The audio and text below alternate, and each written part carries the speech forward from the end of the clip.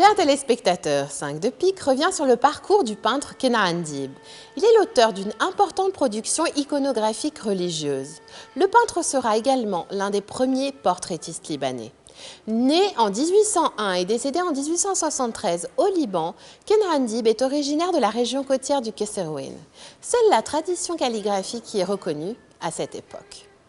Berceau des réalisations de peinture à l'huile, le Liban bénéficie de contacts accrus avec des voyageurs orientalistes européens. Le pays adopte progressivement ce mode d'expression artistique, largement inspiré des écoles occidentales. Étudiant au collège Marabda à Razir, Kenan Dib est d'abord initié par la peinture par son oncle Moussa Dib. Tous deux se consacrent à des reproductions cléricales et autres scènes religieuses. Ils officient dans les couvents de la montagne. Ils fréquentent des moines ayant séjourné en Italie, admirateurs d'églises richement décorées de superbes peintures. Ces derniers sont stimulés par l'apport des grands maîtres de la Renaissance tels que Botticelli, Raphaël, Michel-Ange ou Léonard de Vinci. Le rôle de l'image est d'éduquer le fidèle qui ne sait alors ni lire ni écrire, en lui transmettant un ensemble de règles qui maintient une certaine cohésion communautaire, comme cela se faisait en Europe dès le haut Moyen-Âge. Kenan Dib se forme ensuite auprès du professeur Constantin Gousti.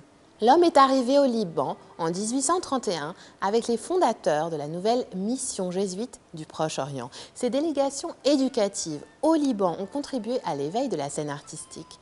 À sa mort, les tableaux du missionnaire seront légués au Vatican, suivant ses dernières volontés. Kenan Dib produit en abondance. Ses peintures religieuses sont issues du déploiement du mouvement médiéval gothique hérité des églises romanes. Elles ornent aujourd'hui encore les édifices religieux du pays. L'artiste est choisi comme peintre attitré des émirs Shahab. Ses œuvres par les résidences de Ain Warka et Razir. 5 de pique vous présente le portrait d'Ibrahim Antoine Najjar, une figure libanaise à ne pas oublier. L'huile sur toile a été réalisée par Kenan Dib en 1859. Elle appartient à la collection du musée privé Émile Hannouch. Ce notable, qui fut aussi journaliste, est le grand-père d'Yvette Sursock. Le personnage est vêtu d'une tunique au col de fourrure. Il est coiffé du traditionnel couvre-chef en feutre appelé tarbouche.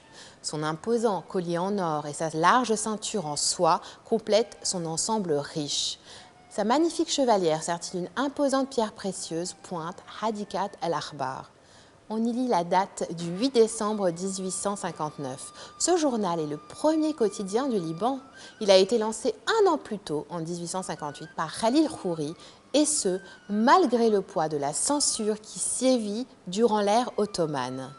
Cette œuvre est typique des portraits à la louange de la haute société, exécutés par l'artiste à travers des commandes directes. De la foi profonde du peintre, qu'il met un point d'honneur à retranscrire, à sa carrière de portraitiste à laquelle il se dédiera, une fervente sincérité ponctue l'œuvre de Kenan Dib. Cette peinture démontre aussi que notre terre, dont la richesse a toujours attiré les conquérants, a su faire preuve d'avant-gardisme. Le Liban a été l'instigateur d'une presse arabe libre au Moyen-Orient. Quittons-nous sur cette réflexion en espérant qu'elle influencera notre actualité. Rendez-vous la semaine prochaine à la même heure pour partager 5 de pique, coproduction de la Fondation RAM et de Télé Liban, consacrée à l'art qui parle à notre intelligence et à notre âme.